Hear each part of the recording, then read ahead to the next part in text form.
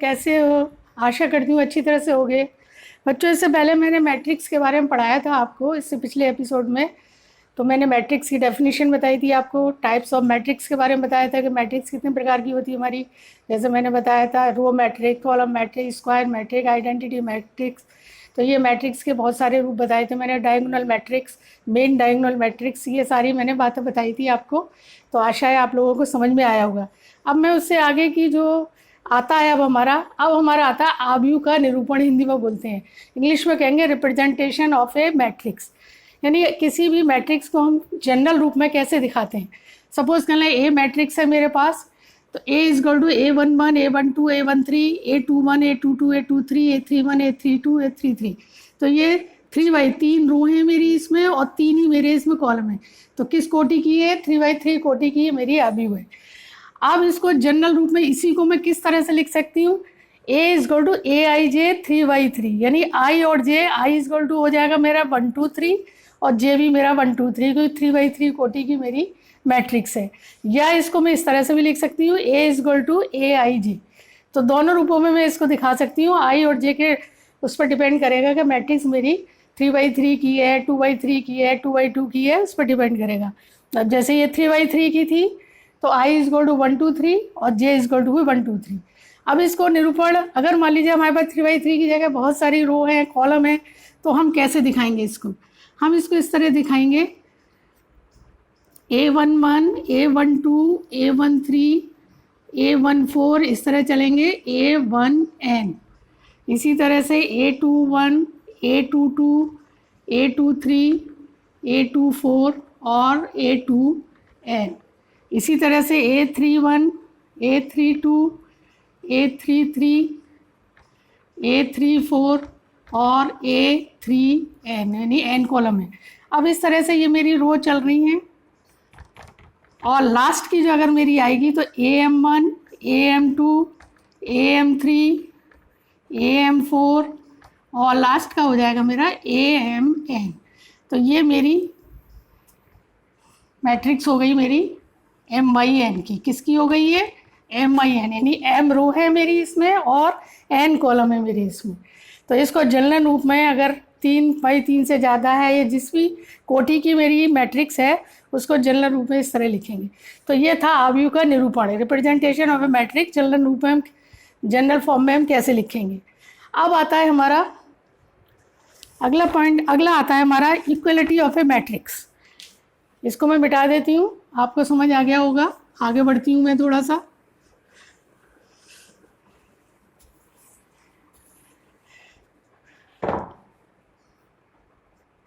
Equality of A matrix, यानी हम इसको कहेंगे आव्यूह की समानता। हिंदी में मैं लिख देती हूँ आव्यूह की समानता।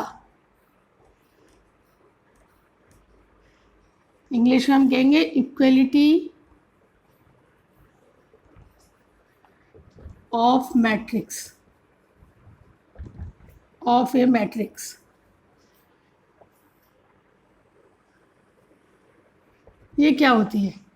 देखिए, इक्वलिटी ऑफ ए मैट्रिक्स में हमें दो बातें ध्यान देने की हैं। सबसे पहली चीज़ तो अगर दो मैट्रिक्स हमारी बराबर कब होंगी? जब दोनों के क्रम बराबर होंगे, इनकी दोनों की कोटि बराबर होगी, ऑर्डर बराबर होगा, तब हम कहेंगे दोनों बराबर हो सकते हैं। दूसरा पॉइंट होगा हमारा कि उनके संगत अवयव बराबर होने चाहिए। जैसे कि मैं एक लिखती हूँ, मैंने एक लिखी है 2 1 3 4 और एक मैट्रिक्स मैंने लिख दी है 2 1 3 4। तो ये भी 2x2 की है और ये भी 2x2 की है।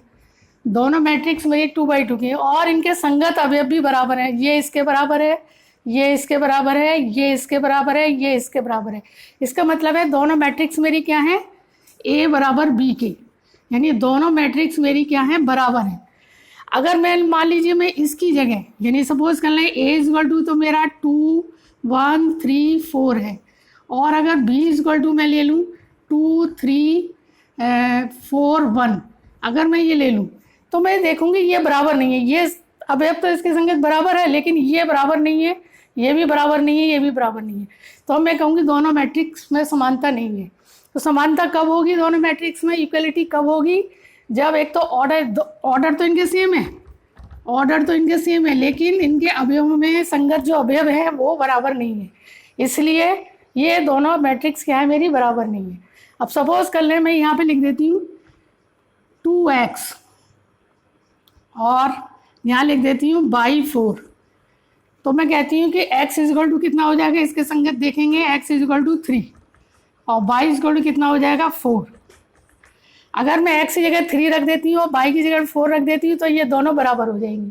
तो इस तरह से हम x और y है जो भी हमसे कहेगा, अगर ऑर्डर सेम है तो हम उनके अवयवों को, संगत अवयवों को बराबर करके उनका मान निकाल सकते हैं। तो इतनी बात आई बच्चों समझ में। इक्वलिटी ऑफ अ मैट्रिक्स क्या होता है कि दोनों मैट्रिक्स में सबसे पहले हम ये देखेंगे ऑर्डर सेम है, फिर उनके संगत अवयव बराबर हैं या नहीं, ये चीज़ हम नोट करेंगे।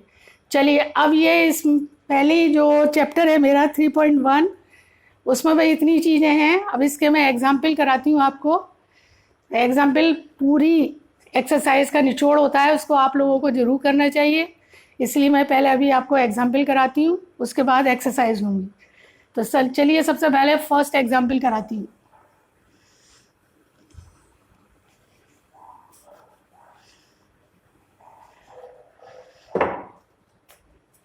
बुक है ये मेरी, यूपी बोर्ड की बुक है, ये आप देख रहे हैं हिंदी इंग्लिश मीडियम में एक ही बुक है, इसी से मैं कराऊंगी आप लोगों को। तो सबसे पहला एग्जाम्पल फर्स्ट लेती हूँ मैं। एग्जाम्पल फर्स्ट है मेरा, एग्जाम्पल फर्स्ट वो कह रहा है कि 3 फैक्ट्रियां हैं फर्स्ट सेकंड थर्ड में पुरुष तथा महिला कर्मियों से संबंधित निम्नलिखित सूचना पर विचार कीजिए। उसने क्वेश्चन दिया हुआ है हमें, फर्स्ट सेकंड थर्ड, यहाँ पर है मेरे पुरुष कर्मी और यहाँ पर है मेरी महिला कर्मी। इनकी संख्या दे रहा है वो, यहाँ तो दे रहा है 30 25, यहाँ दे रहा है वो 25 31 और 27 26। आगे वो हमसे कह रहा है कि उपरोक्त सूचना को एक 3/2 आव्यूह में निरूपित कीजिए। एक हमें मैट्रिक्स बनानी है 3/2 की, और तीसरी पंक्ति या दूसरे स्तंभ वाली प्रविष्टि क्या प्रकट करती है, तीसरे स्तंभ और दूसरे कॉलम वाली प्रविष्टि क्या हमें शो करती है। तो सबसे पहले हमें मैट्रिक्स बनानी है इसकी। सपोज कर लें ये मैट्रिक्स ए बनती है मेरी, तो कैसे लिखेंगे मैट्रिक्स को, 30 25 25 31 27 और 26। तो वो कह रहा है पहले तो आप मैट्रिक्स बनाइए इसकी, और फिर वो कह रहा है कि तीसरी पंक्ति और दूसरे कॉलम में, तीसरी पंक्ति और दूसरे स्तंभ वाली प्रविष्टि क्या प्रकट करती है। तो हम ये कहेंगे, दूसरा आंसर हमारे ये होगा कि तीसरे रो और दूसरे कॉलम वाली प्रविष्टि महिला कर्मियों की संख्या 26 प्रकट करती है। यानी हम ये लिखेंगे महिला कर्मियों की संख्या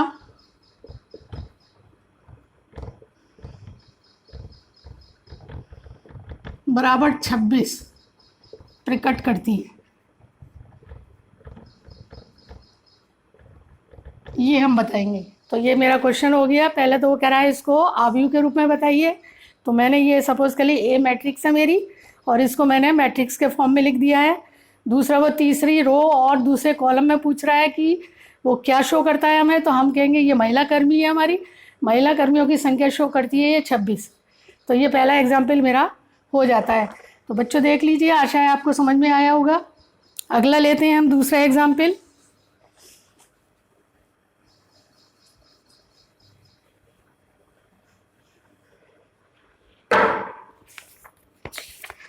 दूसरा एग्जाम्पल कह रहा है यदि किसी आव्यूह में, किसी मैट्रिक्स में 8 एलिमेंट्स है तो इसकी संभव कोटियां कितनी होंगी। वो कह रहा है अवयवों की संख्या दे रहा है,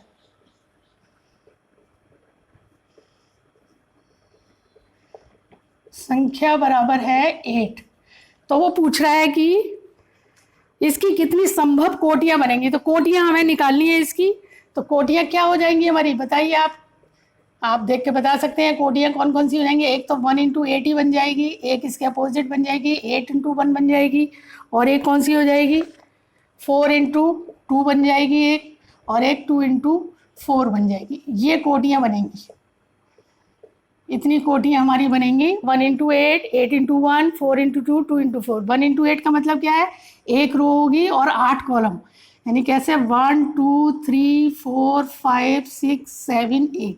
तो रो एक ही हुई मेरी, ये कॉलम हो गए मेरे, ये इसके कॉलम हो गए। इसी तरह 8 इंटू 1 का मतलब 8 रो, एक के नीचे एक दिखाएंगे, 1 2 3 4 5 6 7 8। तो 8 रो हो गई, 1 2 3 4 5 6 7 और 8, कॉलम मेरा एक ही है। तो इस तरह से, इसी तरह से इसमें 4 रो होंगी, 2 कॉलम होंगे, इसमें 2 रो होंगी और 4 कॉलम होंगी। तो यही हमारी कोटियाँ बनेंगी जब एलिमेंट्स की संख्या हमारी 8 है। तो ये एग्जाम्पल मेरा 2 था। तो आशा है बच्चों समझ में आ रहा होगा आपके। अब आता है एग्जाम्पल 3। एग्जाम्पल 3 में कह रहा है एक 3/2 कोटि की रचना कीजिए।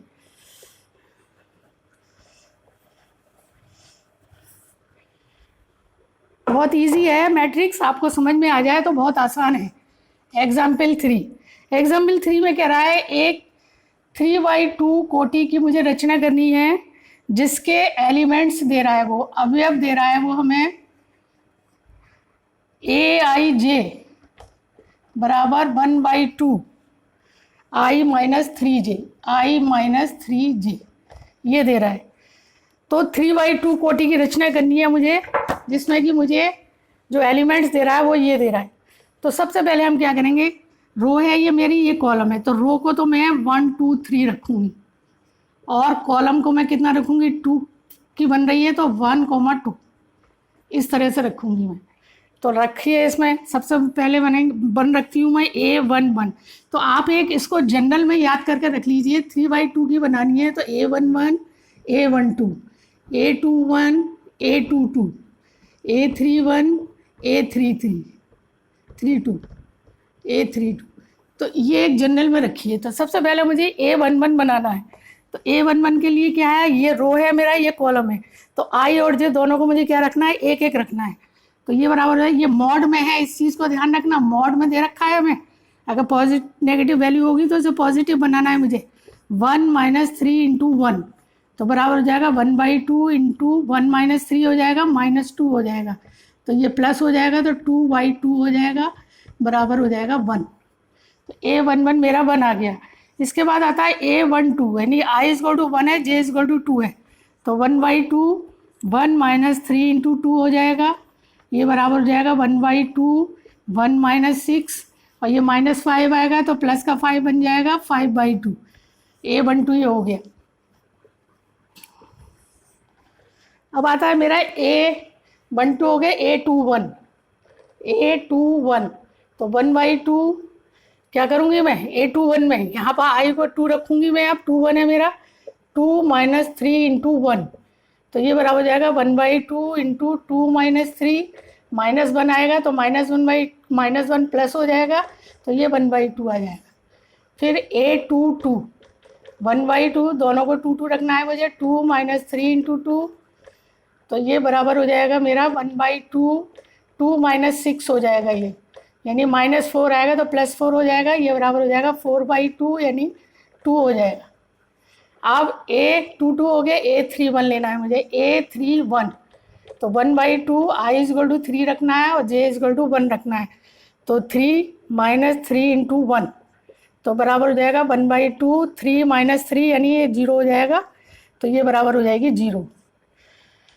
इसके बाद एक और रह जाती है A32 1/2 3 - 3 × 2 तो ये बराबर कितना हो जाएगा 1/2 3 - 6 हो जाएगा, ये -3 आएगा तो ये प्लस का हो जाएगा 3/2 हो जाएगा। तो अब मेरी मैट्रिक्स क्या बनेगी, इस फॉर्म में ही मुझे बनाना है मैट्रिक्स को। तो मैट्रिक्स क्या बनेगी, इसको तो मैं मिटा देती हूँ। सपोज कर लें मैट्रिक्स A बनी मेरी, A = हो जाएगा A11 मेरा कितना आया था 1, A12 कितना आया था मेरा 5/2, A21 कितना आया था मेरा 1/2, A22 कितना आया था 2 आया था, A31 कितना आया था 0 और A32 कितना आया था 3/2। तो ये मेरी 3/2 की मैट्रिक्स बनी। तो ये 1 2 3 कॉलम रो हो गई, और 1 और 1 दो कॉलम हो गए। तो 3/2 की मैट्रिक्स पूछ रहा है वो, तो ये 3/2 की ये मैट्रिक्स बनेगी जब अवयव हमें इस रूप में दे रखी है। तो बच्चों आया समझ में? एक एग्जाम्पल और मैं बताती हूँ, उसको और देख लीजिए। एक एग्जाम्पल है 4।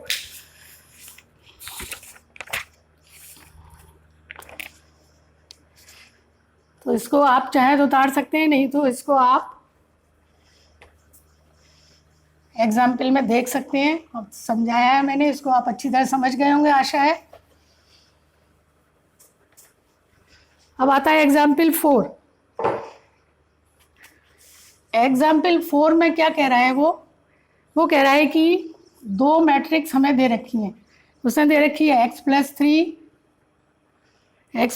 z+4 और 2y-7। एक तो ये दे रखी है उसने -6, a-1 और 0, और वो कह रहा है b-3, -21, 0। ये बराबर कह रहा है, इक्वल कह रहा है, इक्वलिटी वाला आ गया क्वेश्चन। बराबर कह रहा है वो, बराबर है 0 6 3y-2, फिर है -6 -3 और है 2c+2। इसके बाद है 2b+4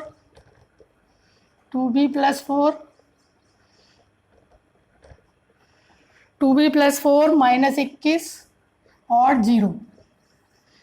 तो वो इसमें कह रहा है हमें A B C X Y और जेड, इनके मान हमको निकालने हैं। इनकी वैल्यू हमें क्या करनी है? निकालनी है।